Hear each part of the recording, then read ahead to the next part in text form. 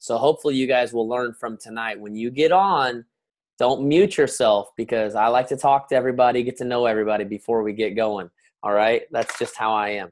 So welcome everyone to week 1 of The Art of Leading. I am so excited to have all of you here tonight. We've got like a really, really, really big group this month, which is just so cool. So, man, I hope you guys are all ready. I promised that I would teach you how to motivate, how to mentor, and how to multiply. The reason I started this group was I work one-on-one with several people in the Beachbody world that have, teams of as little as 2, but as big as 3,000. And it doesn't matter who I talk to. If they are still trying to figure out how to build their business, they're all struggling with the same thing. And that is daily motivation, doing the tasks that are necessary instead of playing on their phones and playing on their laptops, and working their business daily. That's the people that are trying to grow their business. But then I started talking to more and more people that are 2-star, 5-star, 7-star, 10-star diamonds, and started realizing that all of these people are also struggling with the same thing. It's different than the people growing their business. It's a whole new set of struggles, but it's still the same struggles. People that are in leadership positions that have built up a team under them, instead of struggling with motivating themselves, they've got that down. They've read their personal development. They're excited. They've read the Compound Effect. They've read the Slide Edge. They've read Go for Node. They've read all these awesome books and got themselves pumped and excited, and they hit SC pretty consistently. They do their own stuff. But then there's this problem. No one else on the team wants to do their stuff, right? Dang it, that stupid team. No, none of them are motivated. None of them are excited. None of them want to work their business. They're all struggling with the same crap we used to struggle with. Problem is, we don't struggle with it anymore, so it's really hard for us to relate to them sometimes. And we think that they're lazy, and we think they've got problems, and we think they've got issues, when really part of it is just they're new and they just haven't figured it out yet. And 2, the other thing is, as leaders, we've never learned how to properly lead. So first thing I want to tell you about is the difference between personal development and leadership development. When I get on a call with people who have reached diamond or higher, I always ask them this question, this magical question that I love to ask people. What are you doing for leadership development? And they always kind of look at me kind of funny at first, and then they usually say something like, well, I mean, I'm reading the Compound Effect. I'm listening to some podcasts. And then because they know I'm on the John Maxwell team, which I didn't really introduce myself. I'm assuming if you signed up and paid for my group, you know who I am. I'm Josh Coates. I'm on the John Maxwell team. That's all the intro you need for tonight. We got too many things to talk about. But because they know I'm on the John Maxwell team, they think they'll impress me by saying, and I'm reading that John Maxwell book, The 15 Invaluable Laws of Growth. And I'll say, that's really great. I love that you're reading all of these books. But all of these books are personal development, not leadership development. And then they look at me like, wait, what? What does that mean? What is the difference? Like, what are you talking? Like, no one ever thought about the fact that there's a difference between learning how to develop yourself and learning how to develop others. So the difference between personal development and leadership development is this. Personal development is what inspires and motivates you to reach your goals. It is a little challenging when you first start because, let's face it, we're brought up in a society that hates to read, right? If we do read, we like to read fantasy, not something that's going to make our life better, right? So it is a little tricky when you first start personal development. But once you get it down and you see the way it changes your life, man, you get addicted to that stuff, right? But leadership development is the art of drawing out of others where they want to go and helping them get there. So personal development gets you fired up, gets you excited. But here's the problem is people get all excited about their goals and passionate about working the business. And then they literally just vomit all of that on other people and wonder why everyone on your team isn't motivated to work the business. When you spent several hours reading a personal development book, you can't figure out why they won't get as excited as you are from a 15-minute speech. Do you hear how crazy that sounds? You spent hours reading this book, hours. And I like to say that personal development has an inward change the same way your health journey does. Can you imagine going up to someone that has never worked out a day in their life and then trying to get them to do insanity and then wondering why they can't get through the first 15 minutes? What's your problem? Why can't you even get through this workout? It's just insanity. Okay, I don't know if I could get through 15 minutes of insanity. And I've worked out for the last 4 years, okay? But not with Shaun T. You'll hear me say this many times. I don't like Shaun T, okay? I'll work out with Tony Horton or Sagi any day of the week, but Shaun T just makes me cry, okay? So taking someone who's never worked out in their entire life and just throwing them into insanity and expecting them to be able to keep up with you is the same as reading an entire personal development book, or for some of you, several months worth of different books, and then expecting other people on your team to be just as excited and just as passionate as you. Do you hear how dumb that is? But yet we do it all the time, don't we? Why? Because we grow inwardly, and then we look outwardly and can't figure out why no one else can keep up with us. Well, the thing is, no one's really supposed to keep up with you. That's why you're called the leader.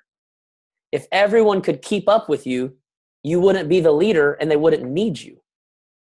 In fact, once people can keep up with you, usually they go off and do their own thing, right? They start their own team page. They start their own challenge groups. They start their own coaches open houses or webinars or all this other stuff. The fact is, if they're still pretty active in your page, chances are they haven't caught up with you yet. And so it's your job as a leader to help them figure out where they want to go and then help them get there. Not to yell and scream at them. And, we're not football coaches, okay? We're not military drill sergeants. We're coaches. And I believe the description of a coach, and I think this is the way Amy Silverman worded it, I'm pretty sure this is the way Beachbody worded it, is you are a free health and fitness coach. And your main job is to encourage, motivate, and support people. It's not your main job to beat people over the head and make them, we would never do that in a challenge group, right? You would never in a challenge group get upset and frustrated and take it out on someone that wasn't checking in every single day. Now, you might get a little frustrated, right? But because they're a challenger and because a sale kind of depends on it, you're still super friendly and super nice. Hey, it's okay there that you missed a couple days. It's fine. Just get back on board. Just keep drinking your Shaco, right? We're like the most polite people on the planet to people who are challengers. And then people become coaches and we're like, what in the world is your problem? Why can't you just post every day? Why can't you just do your personal? What in the world is wrong with you? And it's funny because I spoke in Seattle that we would all be the greatest leaders on the planet if we would just treat our coaches as good as we treat our challengers. Man, with our challengers, we have so much mercy. So much mercy. Why? Because we really want them to stay on HD, right? We really want them to keep getting that Shaco so we can keep getting that commission. Something weird happens when they sign up as a coach under us. We now start seeing ourselves as their boss. And we've got to somehow get them to do all the stuff that we want them to do. And we got to somehow, it's our job now, to give them that tough love and make them get on board and make them do all the things that we want them to do. When honestly, 90% of them from the beginning said, I want to be a discount coach. And we're wondering why they don't work their business. Well, they said all they want is a discount. In fact, they said they didn't want to be a coach at all. And you said, well, if you're going to get Shaco every month, you might as well sign up as a coach because then you can get a discount, right? And they're going, but I don't want to be a coach. No, you don't get it. We have a discount coach option where you don't actually have to coach. You don't actually have to help people. All you have to do is sign this paperwork and you can get basically a 25% off discount every month. You don't have to coach. You don't have to work the business. You don't have to do anything, right? And then 2 months later, we're like, why don't you work your business? Why aren't you excited about this business? Well, they never asked to be a part of the business. They just wanted Shaco for $100 instead of 130, right? And honestly, that's where most people on your team are at. Most people on your team will never work this business. They never want to, and that's okay. And the sooner we get that in our head, like the easier our life is going to be. To just understand, not everyone wants to buy a challenge pack, right? And we're okay with that. You've probably got to the point where you understand, hopefully you understand by now, that for every 10 people you contact, only one of them is going to say yes. Am I right? 90% of people will either ignore you or say, no, thank you, please never message me again. I hate your gut. They don't really say that. But you know what I'm saying? The same thing works for coaching. You sign up coaches, only about 1 out of 10, unless you're really, really, really, really working some magic, usually for sure only 2 out of 10 of those people actually want to work the business and quit a job, or, you know what I'm saying? Like actually take this business to its full potential. So first of all, we just got to clear our brains. Okay. 80% of people don't want to work the business. It's okay. We're still here to help them. We're still here to support them. We still got their back just like we would a challenger. Okay. So that's a little bit of an intro to what leadership development is as opposed to personal development. And so just so you're ready, tonight is a big, huge brain dump that's going to set us up for the next 3 weeks, because I really, really, really, really need to basically adjust the way you think of leadership, because I believe that everything in life comes down to your mindset. The same way fitness does. You can lose 100 pounds, but if you still see yourself as ugly and a loser, guess what? You're still going to eat like you're ugly and a loser, and you're going to put the weight back on. Am I right? So everything we do in life is about your mindset. Leadership is no different. It's all about our mindset. So here's what I need you to understand. I need you to understand the proper mindset of being a leader. So here's what a leader isn't, okay? I need you to know what a leader isn't, because the world has been painting a horrible picture in your head of what they think leadership is. And we allow this to leak into the way we think and the way we act. So first thing that a leader is not, I call it the corner office leader. This is the guy or girl, whatever, who's got the big, huge corner desk office that is on like the opposite side of the building as everyone else. And they are so hard to get access to. They say they have that open door policy, but every time you walk by, they're gone. Or when you walk by, they're on the phone. Oh, I'll come back in an hour. You come back in an hour, they're on lunch. The corner, I like to call them the corner office manager, because it's the person who has kind of removed themselves from the team because they think that they've got like this higher privilege than the rest of the team, and they're really never available. And sometimes we allow that mentality to leak in. Someone wants to have a one-on-one call with us. Well, I don't really have time for that. I'm kind of busy, I'm busy over here being the 2-star or 5-star diamond, or maybe whatever that is. Sometimes when we start reaching this status level where we have our own team, we start to think that our time is more valuable than the time of those that are under us. And that's not true. Your time is never more valuable than anyone else's. As a leader, we need to have an attitude of humility and understand that we're human beings just like them. We suck just like they do, okay? I always like to remind myself how bad I suck. I always like to remind everyone that we all came out of our mama pooping and peeing all over ourselves. No exceptions, okay? Not a single one of us is more valuable than anyone else. Second thing that a leader is not is a charismatic personality. Sometimes we think that in order to be a leader, you have to be some loudmouth, huge, larger-than-life personality. To be honest, I have a little bit of that because I'm a loudmouth. I love to speak. I love doing public speaking. I love to get up in front of people and share stories and make people laugh. But that, I always like to remind people, that doesn't make me a leader. That just makes me a public speaker. If I do a horrible job tonight, it doesn't make me any less of a leader. It just makes me a horrible public speaker. If I do a great job tonight, it doesn't make me a great leader. It just makes me a great public speaker. Do you understand what I'm saying? Just because someone can get up and give awesome lectures and get everyone excited and get everyone on board and get everyone pumped up does not mean they're a good leader. It just means they're a fun and exciting person to be around. But I've been around plenty of fun, exciting people that are horrible leaders. Just absolutely horrible. And to be honest, a good majority of really loud, fun, exciting people are horrible leaders because your personality type has nothing to do with your leadership ability. Leadership is something that is learned. It is not something that anyone is naturally born with. We see these people that are like, top 10 coaches. And I know some of you are a part of Team Triceps, and we've got a top 10 coach in our downline. And I love her, but sometimes we see people like that and we're like, she was just born that way. She just got that natural. She was not born that way. She worked her butt off to become that way.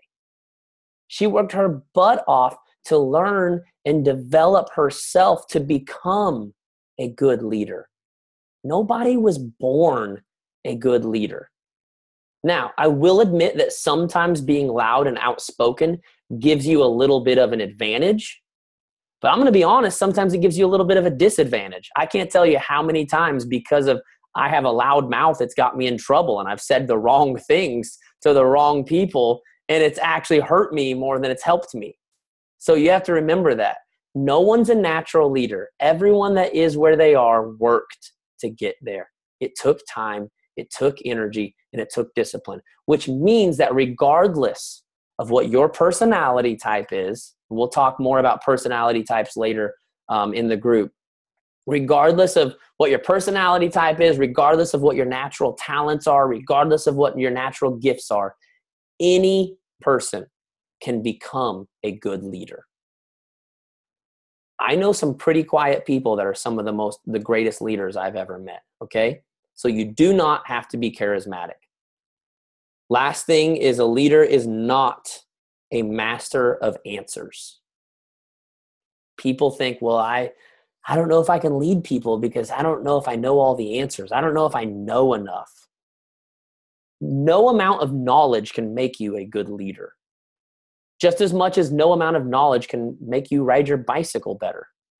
How many of you studied the bicycle before you got on to ride it? Did any of you sit and measure all the parts and study the way the wheels spin and how that works with gravity and maybe get out on the street and feel out all the bumps and the grooves? You just get on the thing and you ride it and you learn the crap on the way, right?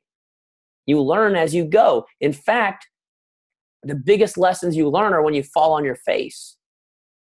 And being a leader is no different. You don't got to know all the stuff to lead people. You don't got to know anything. The only thing you got to know is that you want to move forward.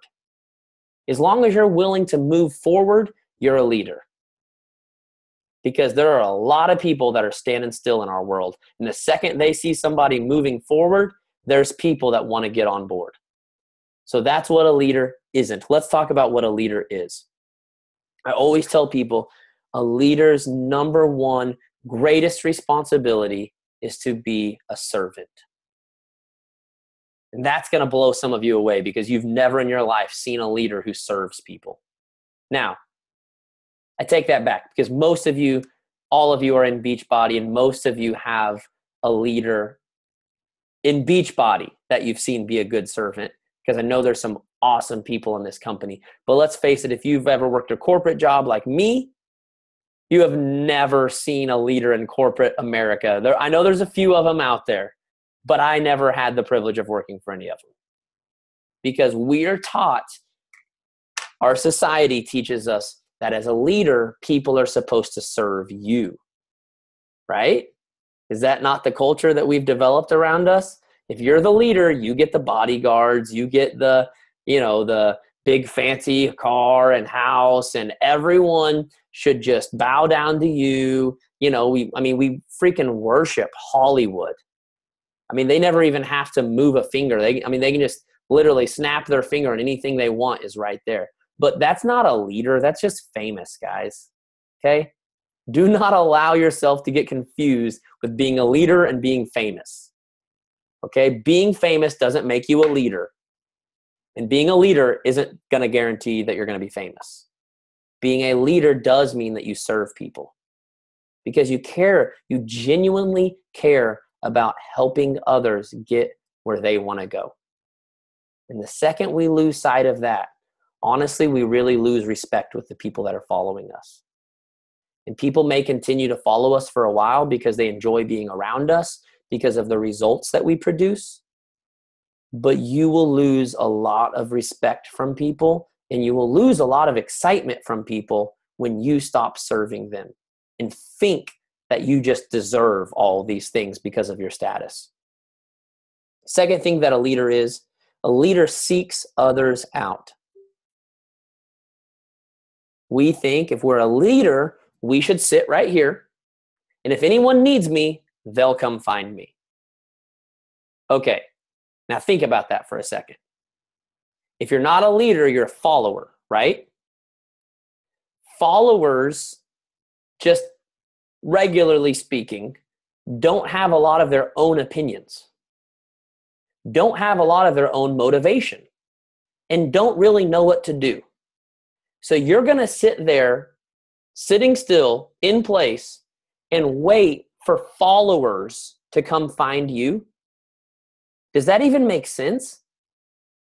Would you do that with your business? Would you just sit in your office? Okay, if anyone out there needs help with their fitness journey, I'll be sitting in here. Just come find me. I'm available from 10 a.m. to 11 a.m. Maybe on Thursdays, 11:30 a.m. That's when I'm available. If you need me, I'll be right here. How many challenge packs would you sell? None. Maybe one to your uncle or your aunt who really wants to help you out, but you would not have a successful business if that was the way you looked at your business. So why in the world would you look at your team like that? Imagine Phil Jackson. I don't know how many of you watch sports, but Phil Jackson coached the Bulls in the 90s, the Lakers in the 2000s. He's got 10 championship rings. Imagine if Phil Jackson stayed home from practice every day while his team went to the gym. All right, guys, if you need help, drawing up the offense or the defense, I'll be here in my office hanging out. Do you think Phil Jackson did that, or do you think he showed up to the court where the people were and went to the people and coached? That's why you're called a coach. Coaches coach people, right? Now, I think sometimes as a coach, we think that really only applies to like our customers and our challengers. But you should be a coach to your coaches. Does that make sense? The same way you handle and treat your challengers should be the same way you handle and treat your coaches. You should be seeking them out to help them. You should be following up with them. You should be reaching out to them. I always say this: if people reached out for help when they needed it, there would be no such thing as school shootings. There would be no such thing as bad relationships. There would be no such thing as violence, right? If we all reached out for help when we needed it, all of the problems in the world would be solved, because every time something came up, we'd just be like, oh, you know what? I'm having some suicidal thoughts. I should probably go talk to a counselor. But that's not what people naturally do. When people have problems, what do? They seclude themselves. They hide away. They're embarrassed. They don't want to tell anyone. So as leaders, it's our job to realize when people are struggling, they're probably not going to come to us. So we need to do a good job of going to them and staying in contact with them. Does that make sense? Last thing that a leader is that I think is so valuable is someone who asks questions. So I said earlier, a leader is not someone who has all the answers. but a leader is someone who asks questions. And we'll talk about this more next week when we really go into depth on how to motivate your team.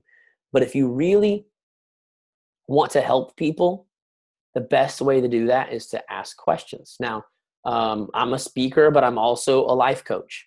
And one of the skills of life coaching is just simply asking people questions to get them to open up their heart and tell you what their issues are. And then ask them more questions to help them figure out what they should do to solve that problem. Now, I have talked to people before that were struggling with issues. And I'm just going to give you, one example without giving any names or giving away anything that would really relate to anyone, because this story has happened 1,000 times, okay? She was having an issue with one of her coaches who was posting pictures, like stock images, every single day for her challenge group. She was like, I've told her, stock images, bad. We don't use stock images, use images of yourself, or people on your team. But also, you don't need to post about the challenge group every single day. Like, mix up your posts, talk about different things, right? She was like, I've told her this like 4 times and she won't listen. I was like, all right, you ready for me to teach you how to work magic? She's like, yeah. So here's what I told her. I told her, here's the deal. First, you go to her and you tell her how proud you are of her for posting every day. Because let's face it, 90% of our coaches, we're struggling to just get them to post every day, right? So this is a good thing she's done. So here's the deal. Let her know, hey, thank you so much for posting every day. I see you're being active. I think that's so awesome. I love that you're that excited about the business. And then simply ask this question. How good of responses have you been getting from those posts? Now, here's the deal. She's not accusing her of sucking. All she's doing is asking a question, like she's curious, right? And so what does the girl say? Exactly what I told her the girl would say. Actually, I'm not getting any responses from them at all. Here's when the magic happens. When someone admits that their method isn't working, their heart is now open up to getting advice.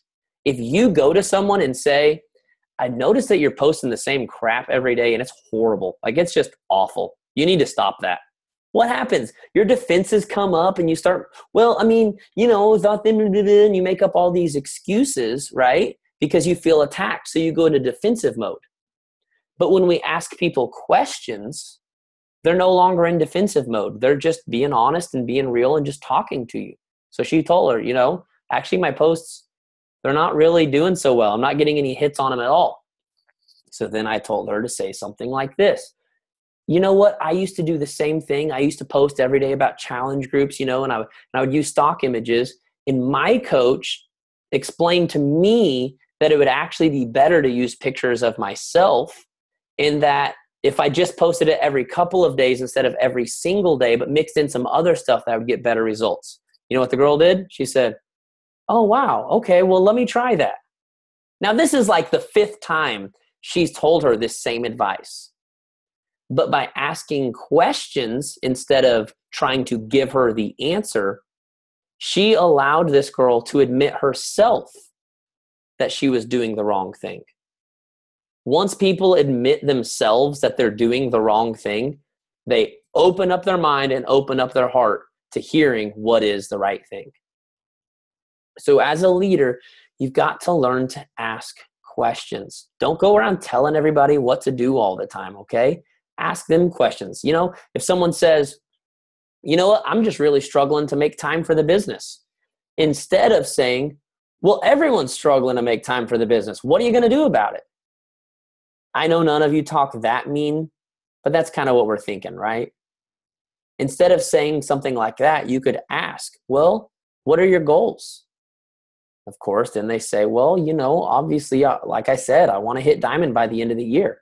Well, let me ask you this. I know life is busy and I know it's hard and I know you're struggling, but do you think if you keep putting it off that you'll be able to hit diamond by the end of the year? And they say something like, no, I don't think, no, actually, if I keep putting it off, I'm not going to hit diamond. Okay, well, so what do you think we need to do? Well, I really need to get myself motivated and do this. And then you get to sleep. Okay, so how can I help? What can I do to help keep you motivated? Hear how different that sounds by just asking questions. Hear how much more caring I sound, how much more compassionate I sound, and how much more willing the other person is going to be to actually talk to you. Some of you are really struggling to get people to open up to you and to respond to you. Part of that reason is because you're telling them what to do instead of just asking them questions and drawing out of them what their real struggles are. When you ask questions, you show people how much you care about them. You have to remember that the same way we've grown up with horrible leaders in our lives is the same way they've grown up with horrible leaders in their lives. So even if they love you, even if they respect you, somewhere in the back of their head, they still think that all leaders are bad people that are trying to manipulate them. And I know that sounds crazy because you know how much you care about these people and you know how much you love these people. But at the end of the day, we all feel like people want to manipulate us, right? You go into a store and someone says, "Hi, how you doing today?" What's the first thing you say? "I'm just looking. I'm just looking." Why? Because you're just waiting for them to try to manipulate you into a sale, right?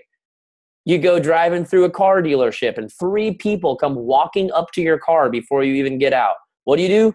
Roll them windows up, lock the door, and drive on because you don't want to talk, right?